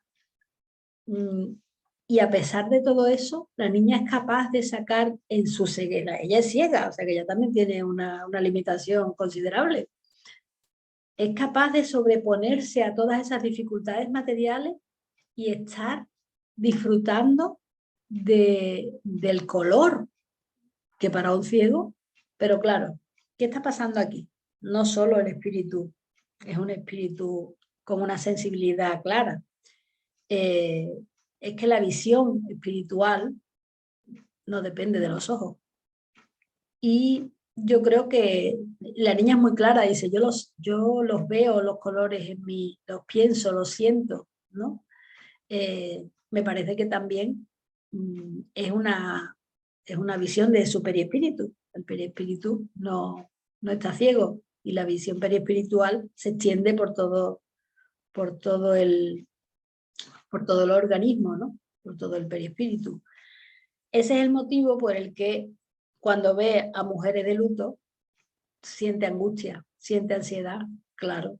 Siente la angustia y la ansiedad que tiene la mujer que va enlutada, porque en la época las mujeres no tenían tanta facilidad para trabajar como tienen ahora, y de hecho en un cuento anterior que hemos leído, el motivo por el que se quería suicidar este señor que lo salvó su hijo, él decía, así mi mujer se podrá casar como es joven y hermosa con alguien que la mantenga. O sea, las mujeres, su única salida era casarse. Entonces, claro, la que se queda sin marido, pues pierde una gran cosa, francamente. Bueno, pues aquí estamos viendo la visión espiritual del periespíritu, la visión periespiritual, y cómo los espíritus con un cierto adelanto son capaces de sobreponerse a las dificultades materiales. Bueno, quiero pedirle a Abel que me avise cuando estemos con la hora, porque no tengo... Sí, yo porque no sé si tú quieres, pues Cortamos Porque aquí. O cuando- todavía una más. ¿Podría hacer una más? sí, tengo mucho para hacer, pero quiero que tú me avises más o menos por dónde vamos. Si da tiempo de uno más, hago uno más. Uno más, por Ok, favor. pues hago uno más. Vale, pues el siguiente se llama Espérame. En este relato Amalia nos cuenta una anécdota que le ocurrió cuando ella aún no era espírita y conoció un verano en Deva, que es una ciudad costera, a un matrimonio muy singular. Y dice Amalia: conocí a un matrimonio y simpatizamos desde los primeros momentos en que nos vimos. Ella era una mujer de 45 años, de distinguidos modales, y él un joven de 25, de arrogante figura y porte aristocrático. Tengo que decir que en la época de Amalia, que una señora de 45 que estuviera casada con un señor de 25 era una locura absoluta, no era para nada normal y eso sería motivo de escándalo y de cotilleo en toda la población.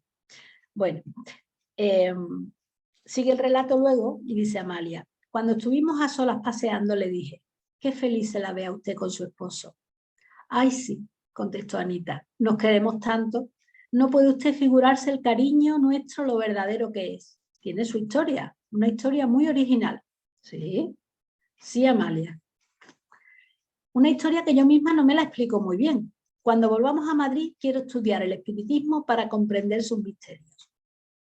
¿Espiritismo? Dice Amalia. ¿Y qué es eso? Entonces, dice Amalia, yo no conocía la escuela filosófica en la cual más tarde encontré la vida.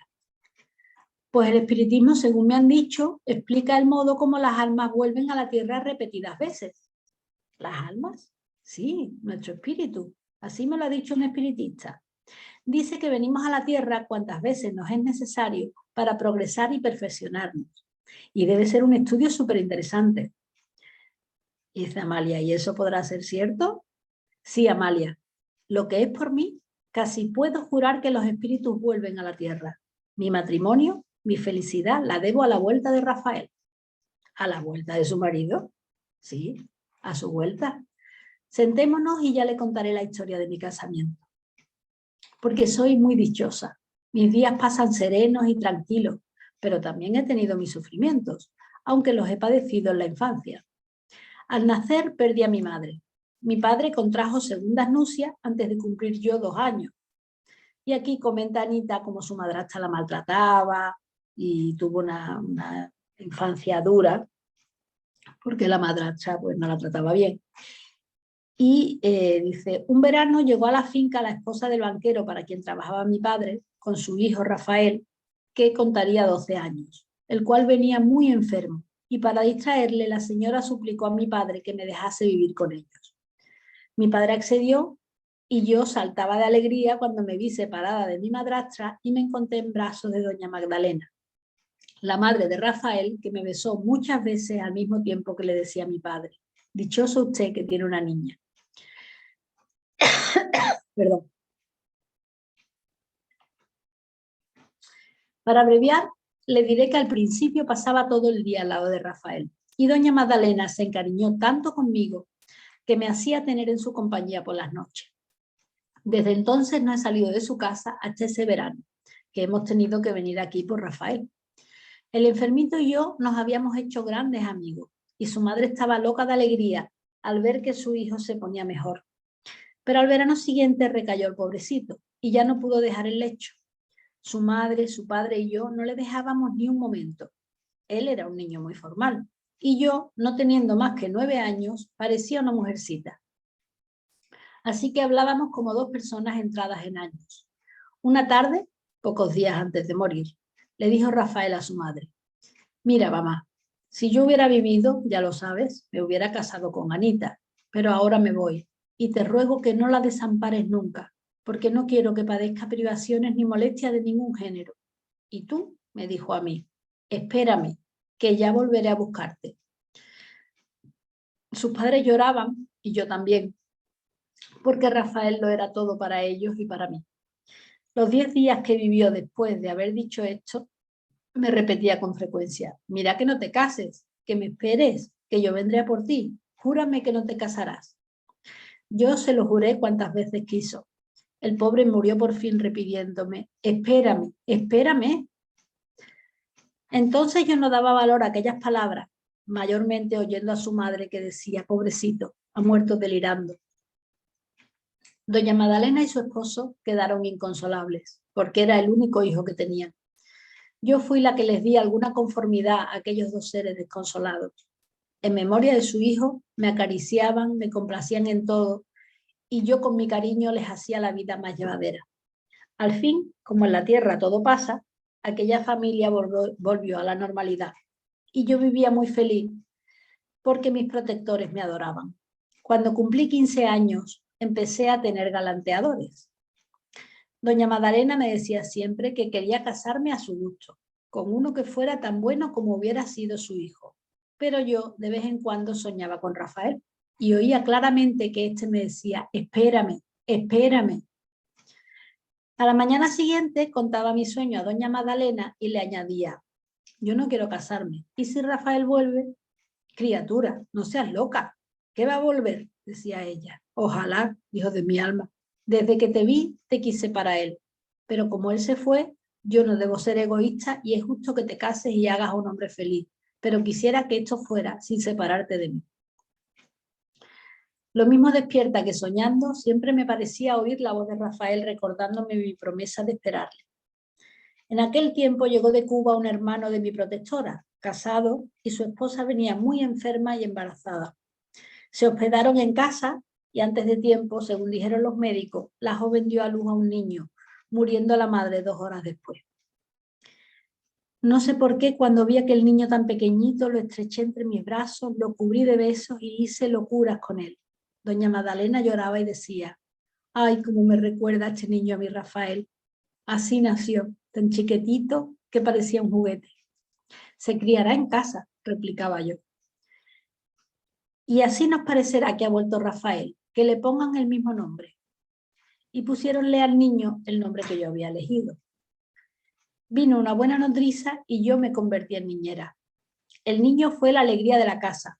Doña Magdalena no cabía en sí de gozo con el pequeñuelo, su esposo igualmente, su padre no digo nada, pero la preferida de Rafael era yo. Cuando comenzó a hablar, mi nombre fue el primero que pronunció. En fin, los años pasaron y Rafael y yo nos seguimos amando con loco frenesí. Tuve varias proporciones para casarme ventajosamente, pero todo mi cariño era para Rafael. El día que cumplió 20 años, pidió Rafael mi mano con toda seriedad. En vano le hice presente la diferencia de edades, pues yo contaba 18 años más que él. No hubo objeción alguna que no fuera desechada. Y como ambos nos queríamos y la familia ansiaba nuestra felicidad, nos casamos. Y hace 6 años que vivimos todos como en un paraíso. ¿Y ha tenido usted hijos? Una niña preciosa, que se quedó con doña Magdalena, es decir, su abuela. Pues ha sido como la madre de Rafael. ¿Y por qué cree usted que Rafael ha vuelto a la tierra? Pues ahora le contaré. Mi marido, de niño, era sonámbulo y bastantes sustos me hizo pasar. A lo mejor se levantaba de la cama, se venía a mi cuarto y empezaba a gritar, Anita, Anita, ya estoy aquí. Yo me despertaba y veía a Rafael con los ojos cerrados y pálido como un muerto. Muchacho, le gritaba yo, ¿a qué vienes aquí? Y entonces despertaba y se echaba a llorar, porque era muy llorón, y ponía en revolución toda la casa.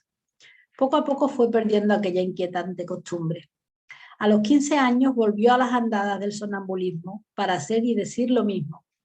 Por fin nos casamos. Al principio todo iba bien. Cuando una noche, mientras yo dormía tranquilamente, sentí que me tocaban en el hombro. Me volví y vi a Rafael con los ojos cerrados, medio incorporado y extremadamente pálido. Y comprendí que estaba sonambulizado. Y le dije, Rafael, Rafael, despierta. Pero él, sin hacerme caso, comenzó a decir lo de siempre. Anita, Anita, que ya estoy aquí.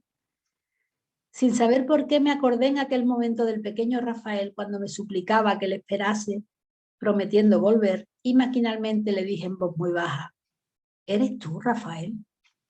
Sí, he vuelto por ti, para hacerte dichosa con mi amor que es más profundo que los mares y más inmenso que los cielos. Te quiero tanto, tanto. Si tú lo supieras, hace ya muchos siglos que te quiero. pero hasta ahora no he sido digno de vivir junto a ti. ¿Ves cómo he vuelto? ¿Ves cómo has hecho bien en esperarme? Cuánto te quiero, Anita, cuánto te quiero. Eres tan buena. Yo estaba embelesada, no sabía lo que me pasaba. Rafael enmudeció, se sonrió dulcemente y abriendo los ojos me preguntó, ¿qué tienes? ¿Estás enferma? No, le contesté. ¿Y tú, cómo te encuentras? Parece que tengo algo dolorida la cabeza. Entonces yo le conté lo ocurrido y decidimos no decir nada a la familia para que no nos tomara por locos. El hecho se ha repetido de tarde en tarde con iguales palabras cariñosas. ¿Ves cómo he vuelto? Y así estamos. Yo para mí creo que es el mismo espíritu, porque de niño tenía los mismos juegos que el otro, las mismas exigencias y tanto que todos en la casa decían, Señor, parece que ha venido Rafael en cuerpo y alma. Cuando dejaron Deva, la ciudad en la que estaba, me dieron su dirección de Madrid y allí nos volvimos a ver, cuenta Amalia. En Madrid se dedicaron los esposos a la lectura de las obras de Allan Kardec y ellos fueron los que despertaron en mí deseos de conocer tan hermosas doctrinas. Bienaventurado el espíritu que dice espérame, si el eco lejano de una voz querida le contesta, te esperaré. Cerramos comillas. Aquí acaba el texto de Amalia. Bueno, pues aquí tenemos otro caso de espíritus que se reconocen y que se siguen vida tras vida para vivir juntos su amor. Parece casualidad que justo la madre del primer Rafael, que murió siendo niño, se fijara en Anita para que le endulzara la convalecencia. Pero nada hay de casual en estas cosas. Los espíritus que se aman, como ya hemos dicho, se buscan y se encuentran cuando tienen merecimiento para ello. Estos dos espíritus pagaron en la primera parte de sus vidas lo que les quedara por pagar y una con la pérdida de su madre y el maltrato de su madrastra y el otro con la enfermedad que lo llevó a la muerte, pero nada de eso fue suficiente para separarles definitivamente. Bueno, en este cuento vemos también que el niño al principio dice espérame, espérame tal, luego durante un tiempo no vuelve a tener estas crisis, digamos, de sonambulismo y que vuelven otra vez con la adolescencia. Y es verdad que los niños tienen, como el perispíritu mucho más grande que su pequeño cuerpecito, tienen mucho contacto con la espiritualidad.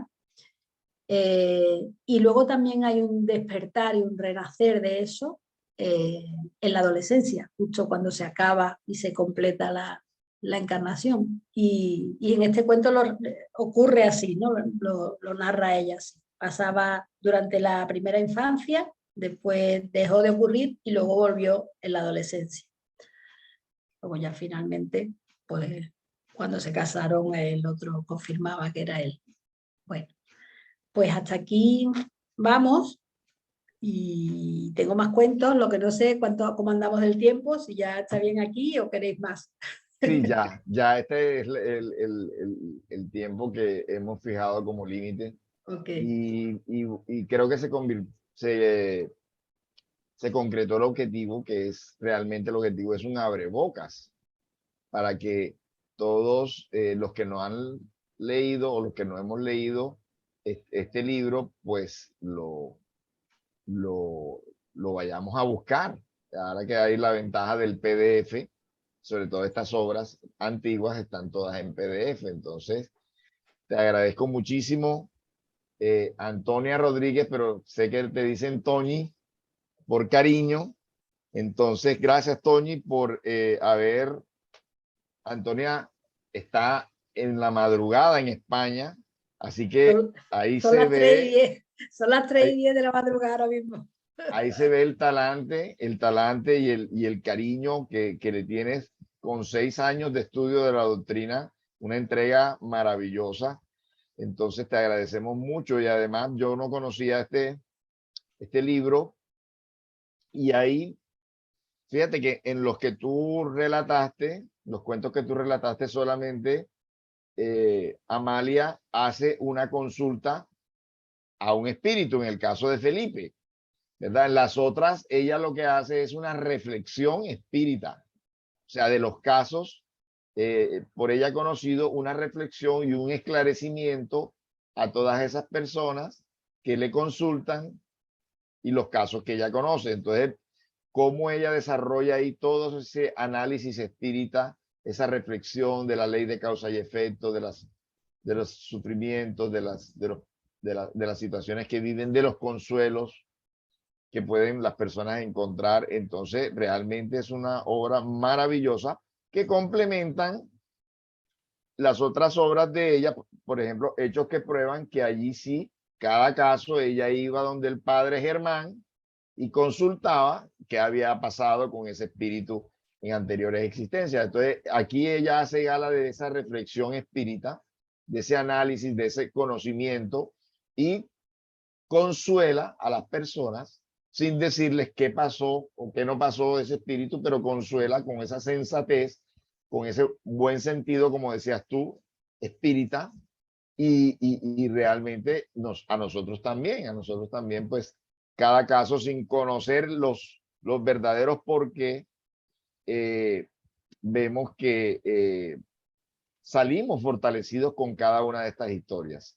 Así que realmente te agradezco mucho, Tony, por este tiempo, y creo que todos aquí las 13 personas que estamos aquí en directo, pues vamos a dormir mucho más tranquilos, mucho más fortalecidos con estas reflexiones de Amalia y con las reflexiones tuyas también, porque nos complementaste los casos de Amalia con tus propios casos. Así que muy bien. Y bueno, no sé si alguien más quiera decir algo, preguntar algo.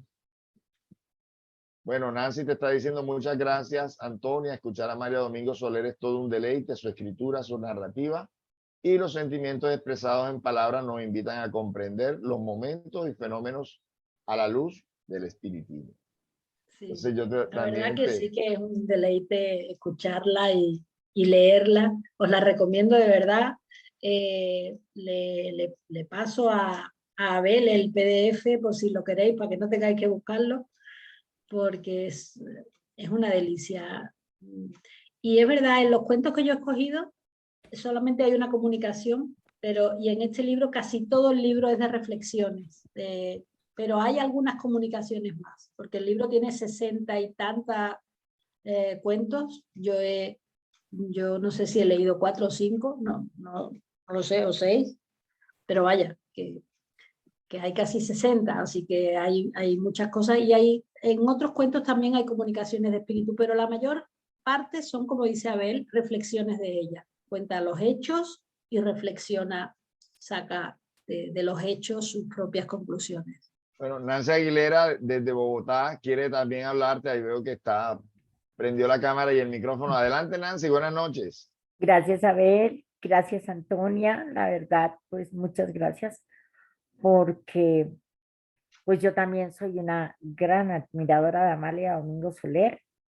Desde muy pequeña declamaba los poemas que ella escribe, y ahorita pues por iniciativa y proyecto de Abelito pues estoy tratando de hacer lo mismo que hice en mi infancia.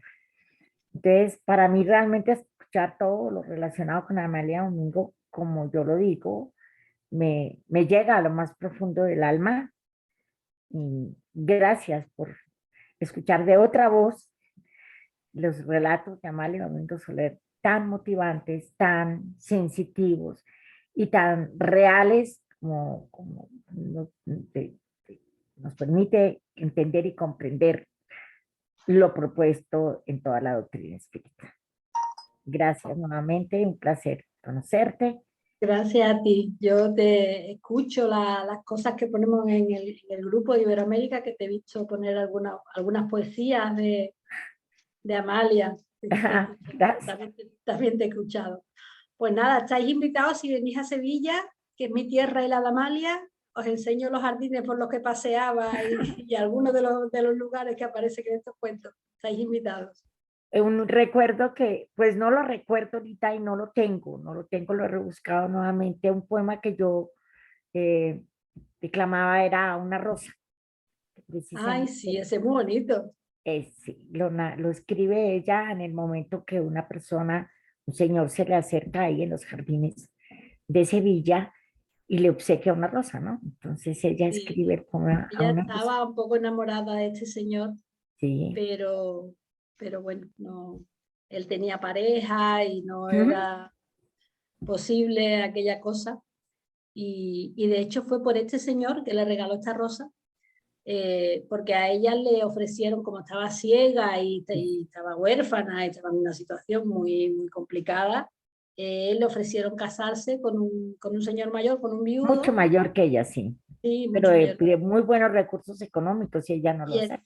claro, y entonces ella, no, ella miraba su rosa y decía, bueno, no podré tener mi amor, pero, Una rosa. pero no, sí. Ok, un placer, qué dicha, realmente un momento muy, muy, muy emotivo y muy agradecida nuevamente a Abelito y mil gracias. Mil gracias, Gracias, Antonio. Nancy. Bueno, Gracias. Katy también te dice, y gracias, es la primera vez que lo escucho y es hermosísimo, me interesa leer más de ella. Gracias, Toñi, bendiciones. También Elsa Telles de Cartagena, Colombia. Gracias, Antonia, muy bonita la relatoría de los cuentos espíritas y por el esfuerzo de estar despierta en la madrugada en España. Así es. Judí Muñoz también de Cartagena. Gracias, Toñi, todo lo de Amalia me llama la atención. Entonces, Toñi, terminamos entonces con una elevación de pensamiento dirigida por ti misma. Ya me di cuenta que en varias ocasiones te emocionaste, así que creo que tú eres la persona que está hoy, en este momento, más dispuesta a una elevación de pensamiento, así que te seguimos. Y muchas gracias por otra vez, por estar con nosotros.